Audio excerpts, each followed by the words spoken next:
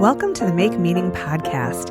I'm Lynn Galadner, and I've dedicated my life to sharing stories of how people make meaning in their work and find purpose in their lives. On this podcast, we're going to talk about some of the great ideas and activities people do every day to make the world a better place and provide inspiration for others. So much of the meaning we find comes from interacting with great people, developing relationships that are mutually beneficial, and doing work that inspires everyone. I hope you'll be inspired by the people you meet here. We all need to find a way to make meaning in the mundane. Welcome back to the Make Meaning podcast. I'm Lynn Galadner, and today I'm speaking with Sandy North, who is part of the Remember Me Quilt Project of Michigan. This is an effort that creates quilts with the faces of innocent victims of gun violence. These quilts are part of a traveling exhibit to educate people about the lives lost every day to gun violence in America. Born in 1942, Sandy has degrees in oral deaf education, and she taught deaf children for 35 years. She founded the Public School Caucus for Administrators of Oral Deaf Programs throughout the United States and chaired the OFA Gun Violence Prevention Committee for Wayne County. Sandy now serves as executive director and was the founder of the Remember Me Quilt Project of Michigan. Sandy, welcome to the Make Meaning podcast. Thank you for having us. I'm so glad you're here. And because people can't see on a podcast, there is a beautiful quilt sitting over in the corner, draped over some chairs. So why don't you start by telling us about this beautiful quilt and how it came to be? Right. Because I chaired the OFA committee and did a lot about gun violence, after each event we would come back and we would revisit the events we had had, and I would ask questions, and it was a good attendance and everything. But then when I asked the question, do you think we had any impact on gun violence? Mm-hmm. Complete silence at the table. That was a red flag. Yeah. And when we talked about it, they said that probably right now when they were there, like signing a petition or whatever. Sure. But it wouldn't be lasting. Okay. So for the next couple months, we talked about a different way to do this. How could we have an impact that would stay with people? Okay. And at one point, one of the members of the committee said, have we talked about quilts?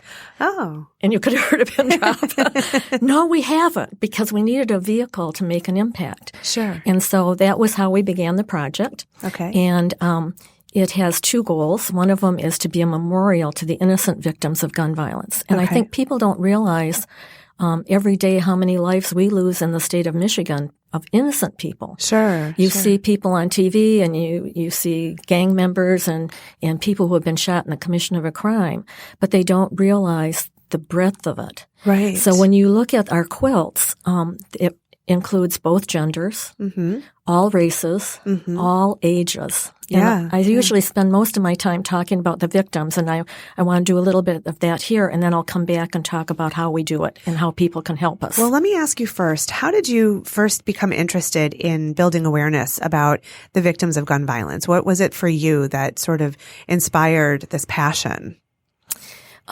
With OFA, when people exited the polls, they were asked what kinds of things what would your priorities be? Mm-hmm. And a list was made of about 8 different areas. Mm-hmm. And everybody thought, because I'm from public education and have worked my whole life in that I would sign up for that kind of committee. Sure. And I didn't. And I can't tell you a specific thing. I have not lost anybody to gun violence. Thank God. Yeah. I think maybe part of it was that what we were seeing on TV was not a reflection of what was happening, and that was bothering me. Okay. We saw the people who were shot in the commission of a crime or whatever, or gang members. Yeah. And I knew that wasn't a true perception of it. Sure. And as we got into it and we worked with the families, you couldn't help but having your heart go out to them. Yeah. You know, everybody, if you lose somebody that from cancer or whatever, it's horrific. Right. And it stays with you, and the pain stays with you a long, long time.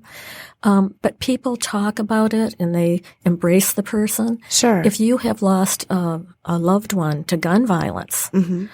that's not how it works. People don't want to say the name because they know how painful it is. Sure. All death is painful to the loved ones. Right. But when you have a 9-month-old baby on this quilt who was sleeping on his sofa in his own house, the family was there celebrating a family event, and somebody did a drive-by shooting and put over 24 bullets in the front of his house and killed him as he slept on his sofa.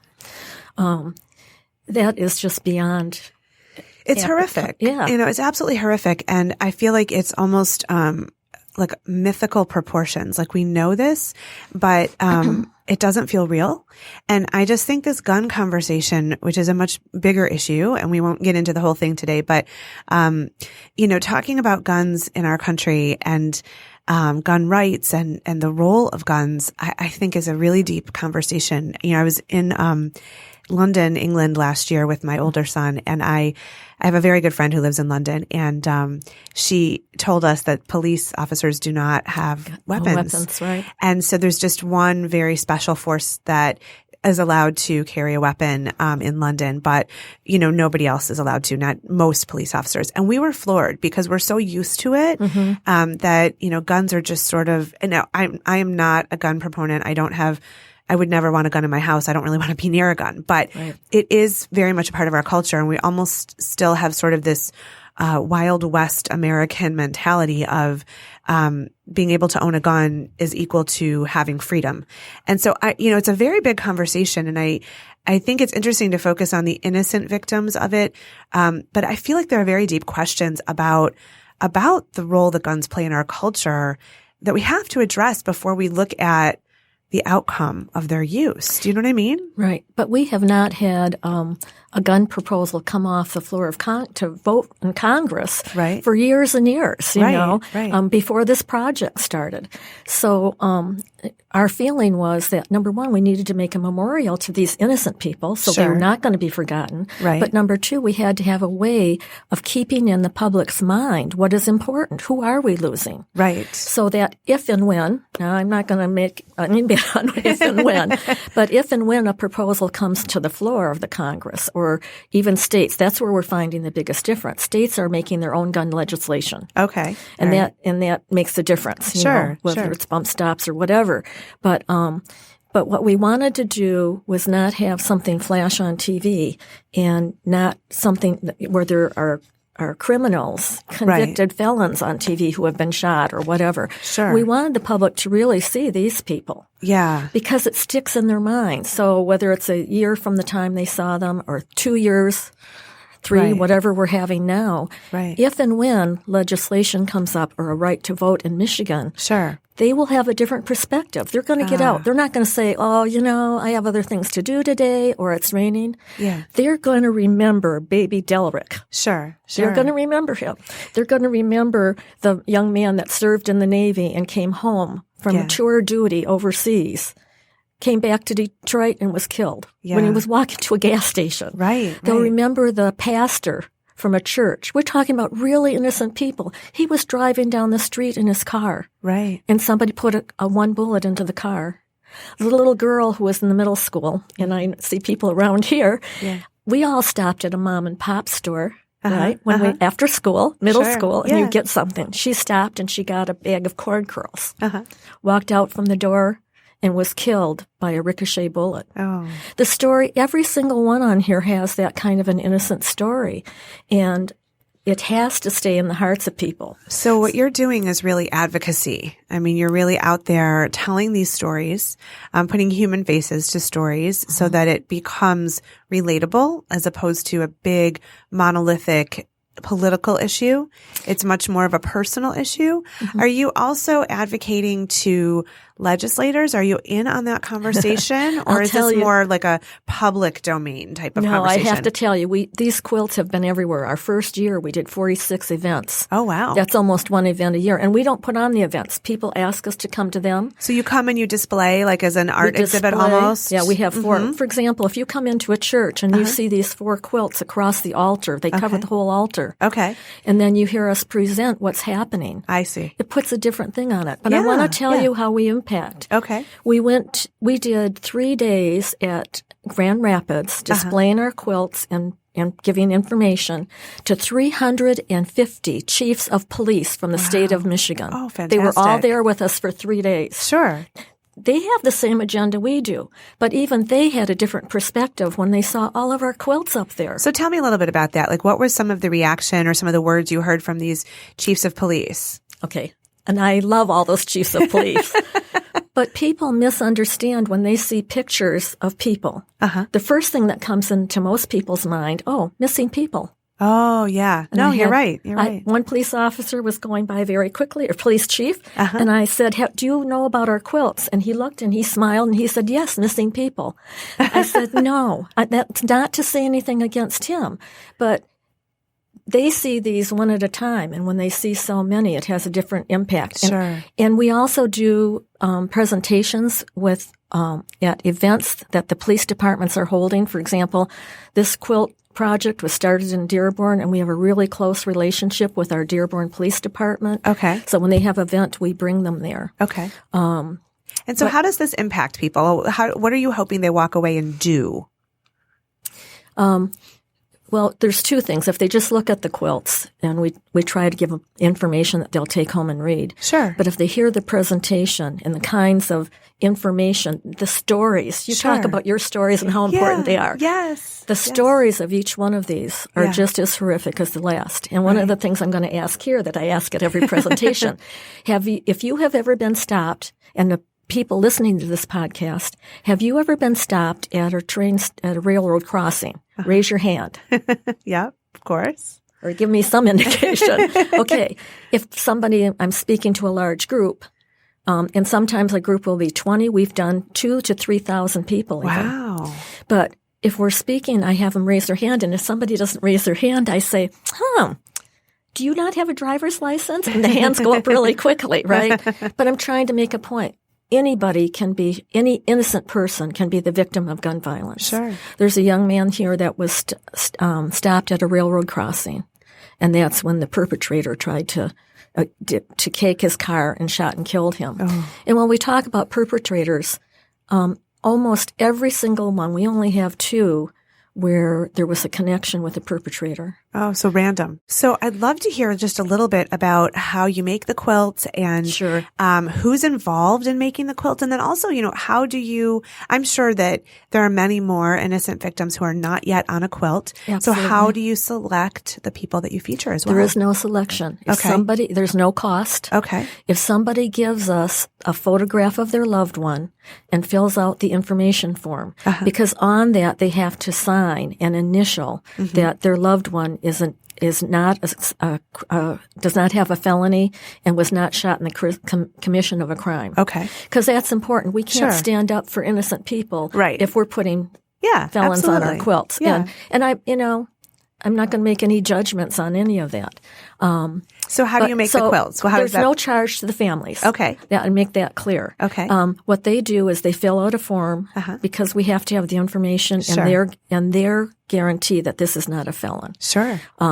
And then they submit that with a photograph. Okay. And if it's an electronic photograph, all the better, as you guys know. Yeah. So that we can then make a copy of that, transfer it to a square that will be part of a quilt. Okay. Now, what we do is we involve as many people as we can in our presentations. You heard me say 47 in the first year, but that has continued.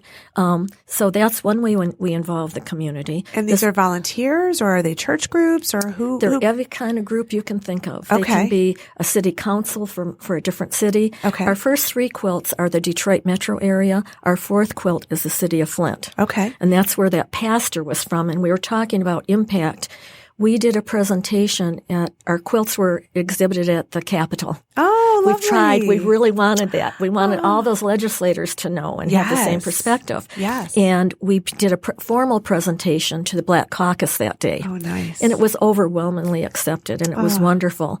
And we finished, and the chairperson for the Black Caucus, the quilts were all down a wall, and we were in front of him, and he was up towards the front. And he stood up, and on our 4th quilt, it's all the city of Flint. Oh, okay. He's from Flint. Oh. And we have a pastor on there that was just driving his car and was shot. And he got up and he came over. He said, "You need to listen to her." Wow. This pastor was my pastor. Oh, yeah. My goodness, chills, right? It is so powerful. So tell me, it can be anybody. We don't have much time left, but I'm wondering, what are your goals for the future? Are you looking to create more quilts, more exhibits?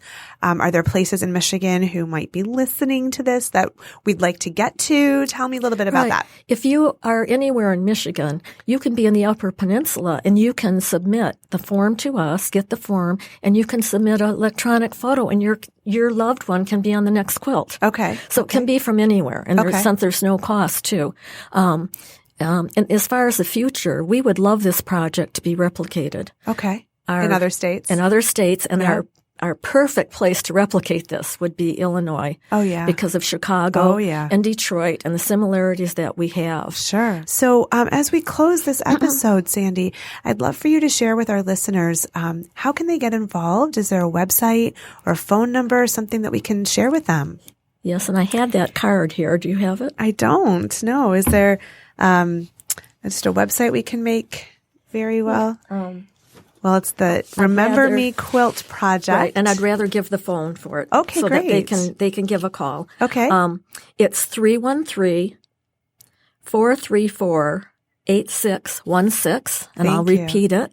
It's 313-434-8616. And there's no charge if they know somebody, if they would like to make a donation, if they would like to get involved. I quickly have to say the quilts are each pieced by a different quilt group. Okay. So we go around and have different quilt groups become part of it. Wonderful. When they put it together, the families come in and they tie the square of their loved one. Oh, that's nice. And if you can see a little girl, one of the victims has 6 kids, and his wife brought them in, and they sat around and each one tied it. Wow. And a lot of times the parents or the loved one will come in and touch the quilt and touch the face of the person. So it has an impact, but we're having a big impact on every event and every quilt we make so that the public will remember the Remember Me quilt and their innocent victims. Well, Sandy, I'm so impressed with your passion and your dedication. I think it's inspiring. And I'm hoping that you're really telling these stories and making lasting impressions for people far and wide so that one day we don't have to make quilts because we don't have the victims. Right. So thank you so much, Sandy North from the Remember Me Quilt Project, for being on the Make Meaning podcast. I'm Lynn Golodner, and I hope you find your way to make meaning. Thanks for listening to the Make Meaning podcast. I'm Lynn Golodner, and I've really enjoyed being here with you today. You can find the Make Meaning podcast wherever you listen to your favorite podcasts, and I'd love it if you'd share our great conversations with all your people so we can add meaning wherever we go and whatever we do.